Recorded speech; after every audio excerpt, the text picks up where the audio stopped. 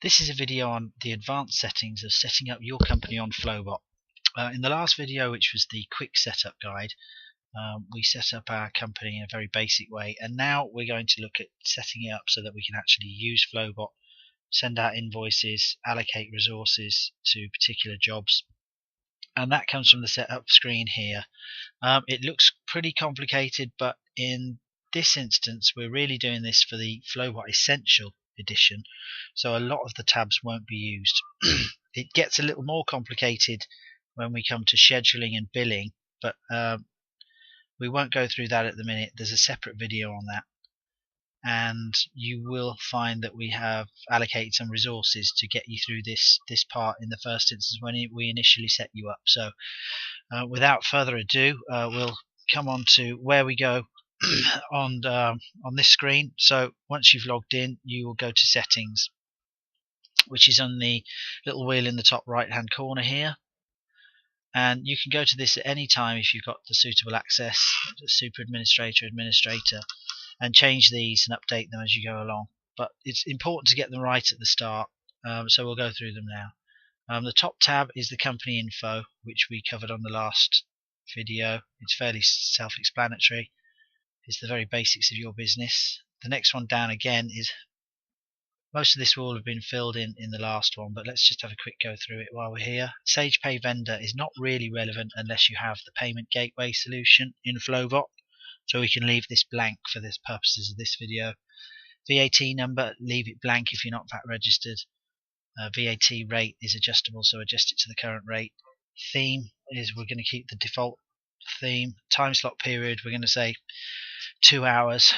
Start time for our engineers and our services 8 o'clock and finish at 6, but that could be any time.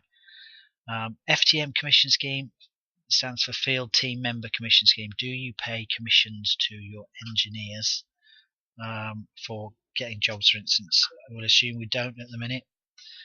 Split method will depend on the department or the field team member, but we don't need to worry about that at this stage. Referral scheme, we will say no. PAY scheme, no. Auto allocate is for larger organisations with multiple people answering the telephones in their office that want to allocate the resources, the calls coming in proportionately. We'll put that no. Missed appointment penalties. If your engineer misses an appointment, you might want to automatically charge them, £40, which is what you might give back to your customer. Card payment appointment lock, we'll put no. Again, if you haven't got zero and you're not outputting this to your accounts package, you don't need to worry about the account code and the clearing code. This is going to be covered in another video. Debit card, surcharge, credit card, Amex, these are what you will need to put on to process your cards if you have the payment gateway. But again, that's in another video. Terms and conditions URL, good idea to have it. It means that you can change it once on your website and you don't have to change it again. And the link will appear in your invoices and it will appear on your quotes. So no one can say that you haven't provided them with a copy of the terms and conditions. We'll just put that one in there. Send customer new account email, no, in this particular version. Call out charge, no. Billing blocks, we'll just leave it 15 minutes. And quote tracking, we shall leave that, so we'll save that information. Whenever you see the green bar, make it disappear. That will bring us down on the left hand side. Now we want to go to templates. Templates are all the emails that will be sent out to your customers, giving them information. That might be a quote, an invoice, cancellation of an order, payment receipts. So you can customize these so they look exactly like your company branding, and you can do that by changing the colors and the text background. They're defaulted to the sort of nice French grey color, which is a la mode at the moment, but feel free to adapt them to your heart's content. We'll leave them where they are at the moment. We'll go down to navigation.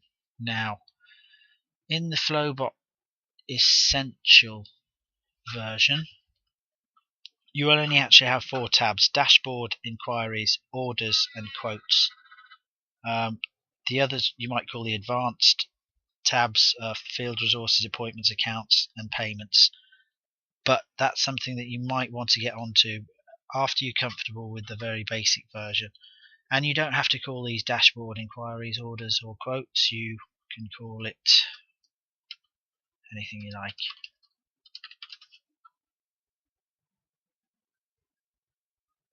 And it's changed up there to estimations. But I'm going to change it back to quotes because I give quotes out and not estimates. So let's come back to quotes. And you can change any of those.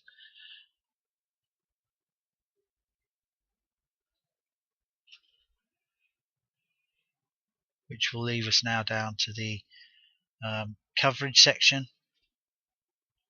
And this is basically where your services are provided. So if you live in London, as we do, you'll click the London tab. And when it comes to allocating your engineers, it will mean that you get a selection of the boroughs of London that they will cover.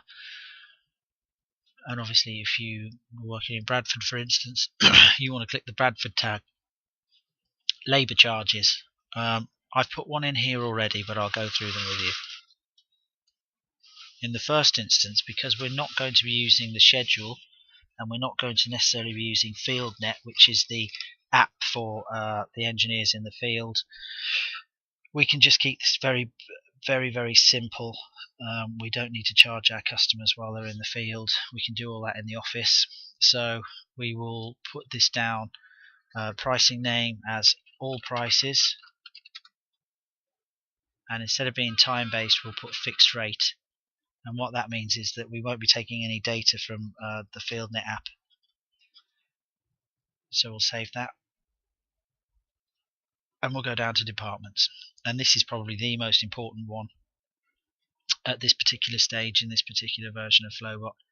This is determining exactly what your business does, and the types are how granular you want to get with your business. So we're starting with a gas and heating company. As a department, you may have another department of plumbing, you might have another department of appliance repairs, and obviously if you're not running a plumbing or gas and heating company, you might be an IT repair company, so you would have IT repairs and as a department, and you may have subheadings of installations, rewiring, software installations, etc. If you're a hairdressers, you might have a department name as a hairdresser. And the subtypes would be cut and blow dry, for example.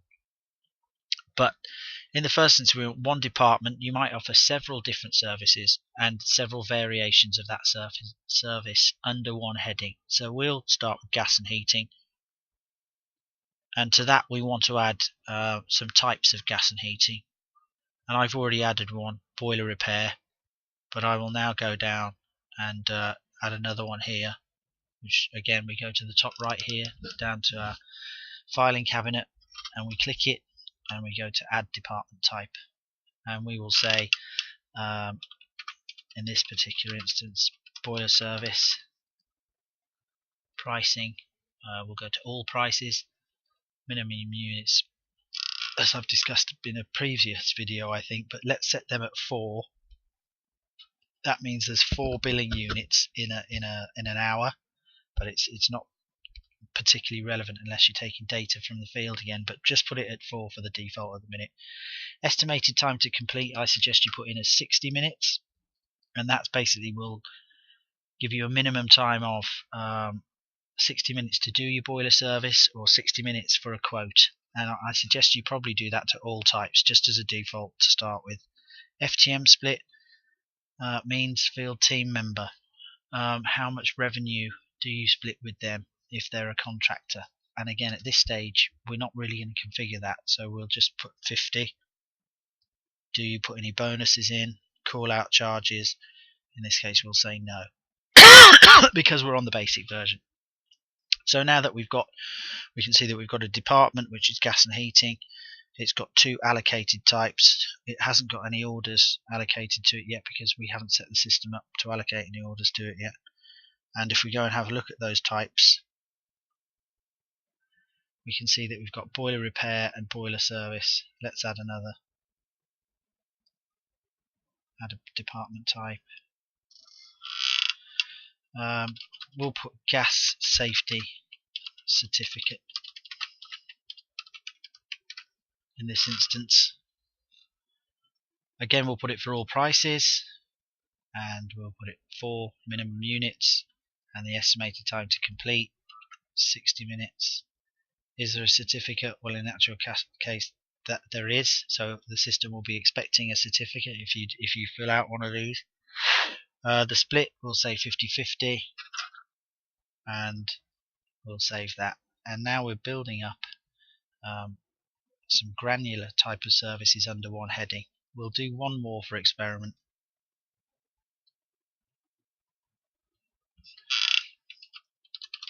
We'll put boiler installation,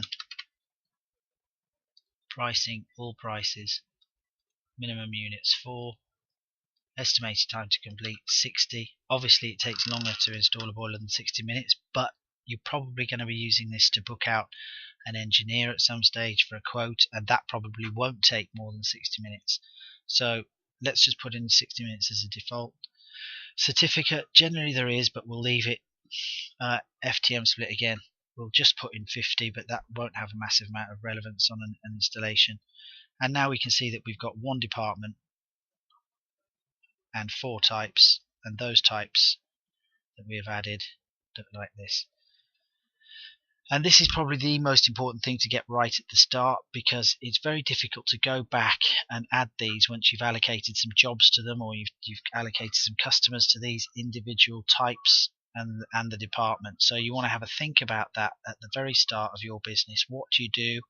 Is it broken down into, say, 3 departments, and of those 3 departments are there several different parts that make up, or jobs that make up, that department, and that's the granular ones that you want to put in the department type. So we'll assume that you've done that correctly, and if you have any problems with that, you can always pick up the phone to us.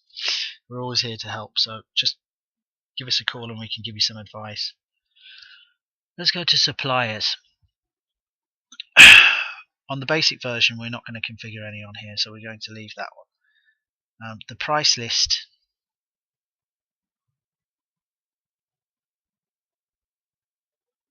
if we pull up, will tell us what we've allocated our prices to, which departments.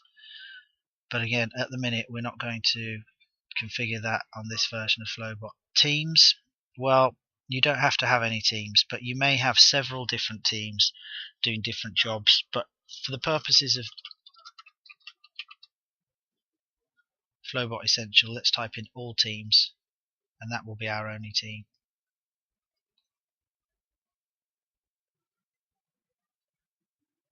Field resources. Now this is another important tab. This is basically your engineers, so we need to add them. Even really on the very essential version, it's probably a good idea just to put some engineers in, and we'll try just putting one in to start with on this. Go to your little tab on the right again, which is the filing cabinet, or little files, add FTM, and now it pulls up a form that we need to fill in to add one of our engineers. So I shall type a very quick one in here. His address.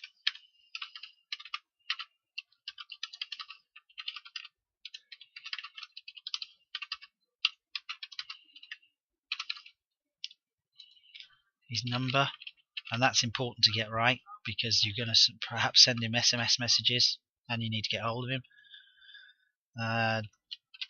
His email address again, and this is where you can start to put a little bit of HR in, so if he has an accident or you need to get hold of his next of kin.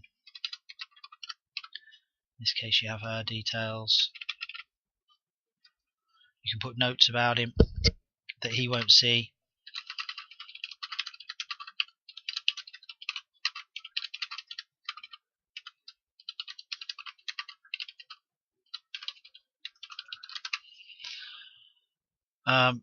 Who introduced him? Sometimes you may want to reward some of your employees for introducing good engineers, or allocate someone, but just put in who found him, or blame someone possibly. Employee status, are they employed or are they a subcontractor? The team you're allocating them to, all teams. The priority. Now the priority is how good are they at their job. It's not massively relevant unless you're using FieldNet to allocate job slots or resources for customers based on location and skill set. But it is quite a good idea to sort of rate your engineers to start with. So, I mean, we'll just say that John Smith's a very good engineer and he's got a priority of rating of 1, and it goes right down to 50. So he's going to be the first person picked if he's in the right area for whichever job he's able to do. Appointment throttle, we'll put this to 50. The appointment throttle, I'll just tell you very briefly, allows you to book out at 50 appointments for him at any one time. Now, you may want to make sure, if this guy, John Smith, is new to your company, that he doesn't get swamped with appointments.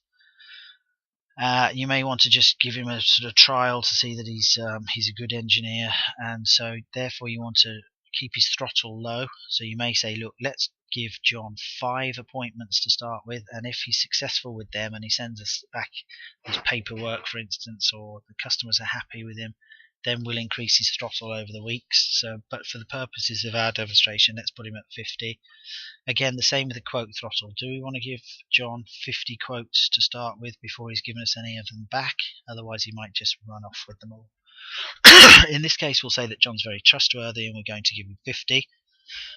Enable FTM slots means, shall we assume that John is always available to work for us? And that might not be the case because he's a subcontractor, but for the purposes of the demonstration, let's say yes. And because we think he's going to be available all the time, should we just fill out his slots and say yes, he's going to work all the days, and let's say yes, and let's save that information. And now that we can see we have created an engineer, he's been given a unique ID number, he's got his name, his phone number, the team he's allocated to, the priority he's given,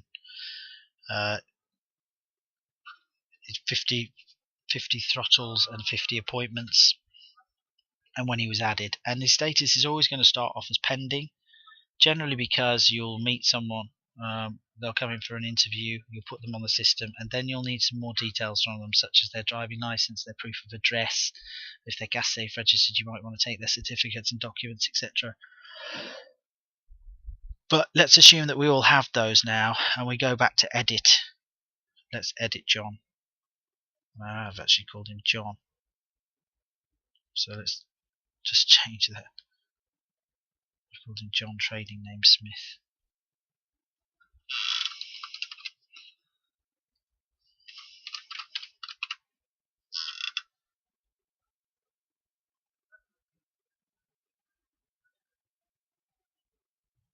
Save that. And here we have all of John's details. You can put a picture up here if you want to. Go to the right hand side there, and we'll go to add or update FTM photo, select a file. I don't know who I'm going to put on this, to be honest, but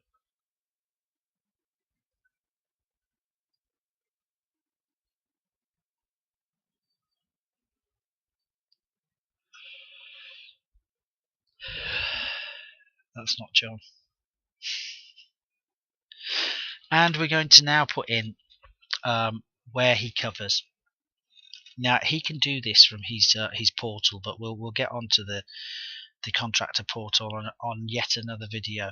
But this is basically showing us all of the areas of London and the surrounding areas, counties by the looks of it. And we need to fill in exactly where he will cover. And he can do this himself, or you can go through them with him.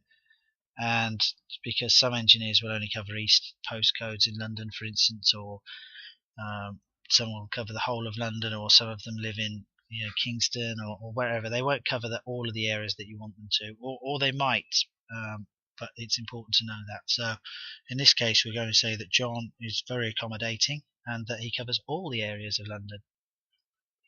So we will save that information.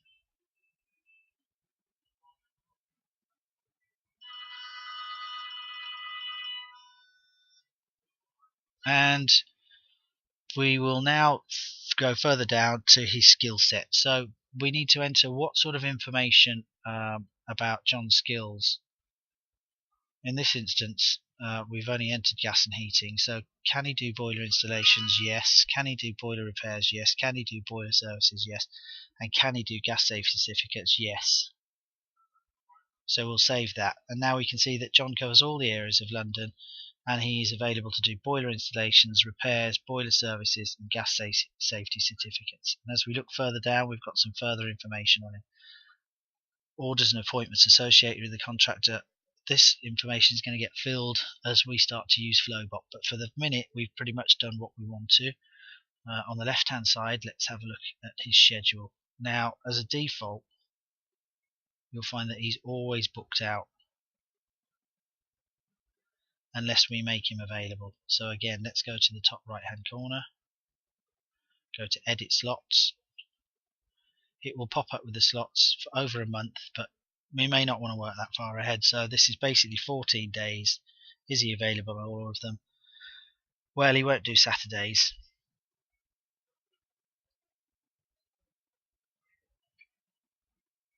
And he won't do Sundays either. On Wednesday he's got a doctor's appointment at 12 o'clock. He won't work next Saturday. He will work next Sunday and following, so we'll save that information. And now when we go back to our schedule, we can see that he's available to book on these days. I've gone that wrong, sorry, my fault.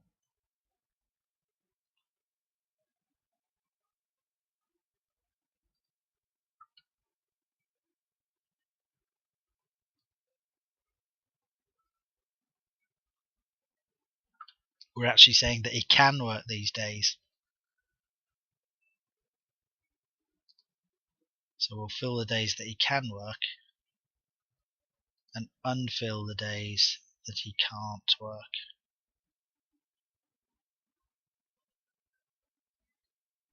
But we'll select all and then deselect. Probably be easier. You get the idea. Now when we go and look for him, he's available all the time apart from that slot on Wednesday when he's got a dentist appointment.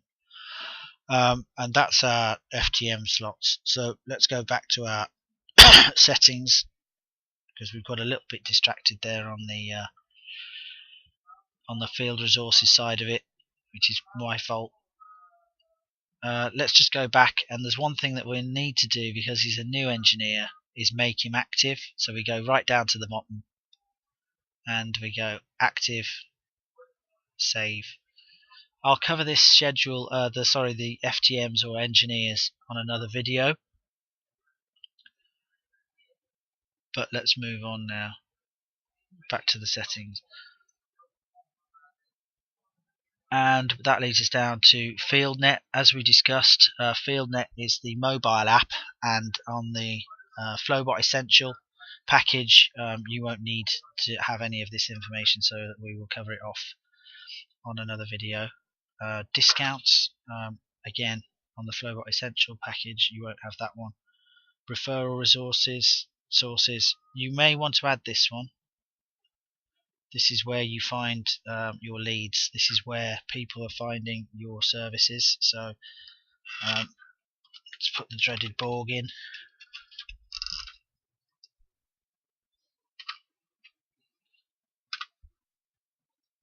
As one of them. We can put as many as we like in here. Obviously if you put 20 in, there's going to be a big drop down menu, so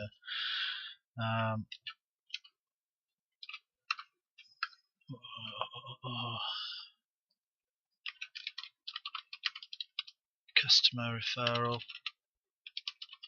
And it's a good idea when you take your inquiry in the first instance to ask them how they found you. And at the end of the month you can do some marketing analysis. Flyers.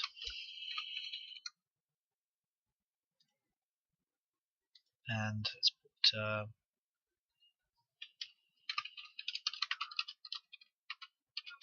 local paper advert. So that's given us 4. Finally, we can go to our upload logo. So let's select a logo to put on, which will appear on our invoices. And I have one that I made earlier on here, I think.